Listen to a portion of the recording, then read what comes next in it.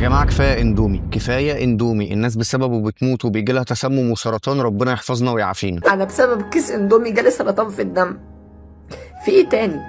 انا مش عايز اي حد يقع نفس الغلطه اللي انا وقعت فيها، لان الاندومي فعلا لما انا كنت بجيب الكيس وافتحه، انا مش كنت بفتح كيس اندومي، انا كنت بفتح قبر بايدي وانا ما كنتش اعرف. في اخر الفيديو هوريك البكتيريا بعينك تحت التلسكوب. يا جماعه الاهالي لازم توعيه على الاقل للاطفال، الطفل ما يفهمش اي حاجه، بيبقى قدامه السوبر ماركت او الكشك ودي حاجه متاحه ليه، لحد ما يتم حظر بيعه على الاقل توعيه، وعي اللي قدامك وفهمه واتكلم معاه وعرفه خطوره الموضوع. والله العظيم انا شايف قدام عيني اكتر من حاله تسمم وسرطان بسبب كيس اندومي، ربنا يعافيهم ويزيح عنهم. ما تستهونش بالموضوع، ما تستناش يحصل حاجه لا قدر الله وتقول لي انا باكله طول عمري وما حصليش حاجه. الوقايه خير من العلاج، لان في لحظه ربنا يعافينا ويحفظكم ويحفظنا جميعا اللهم امين ممكن يجي لك مرض وحش، فلا تلقوا بانفسكم في التهلكه، بناقص منه مش هتموت من غيره، في بدائل كتير جدا وامن ليك، صحتك اهم. بسبب كيس اندومي يدمر لي حياتي ويجيب لي حاجه لو كنت يعني عمري في حياتي ما كنت متخيل انها تجيلي.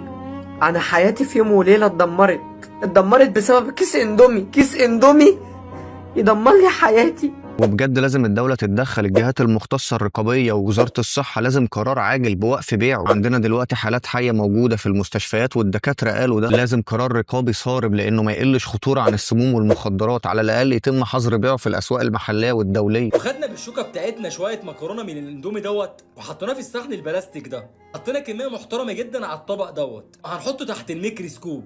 بص النتيجة الأولانية للاندومي تحت الميكروسكوب، في البداية كان نضيف جدا، تبص لما هنقرب اكتر وزي ما انت شايف تحس ان فيها كائنات صغيرة جدا. وعايز اقولك ان الاندومي ده كان مطبوخ.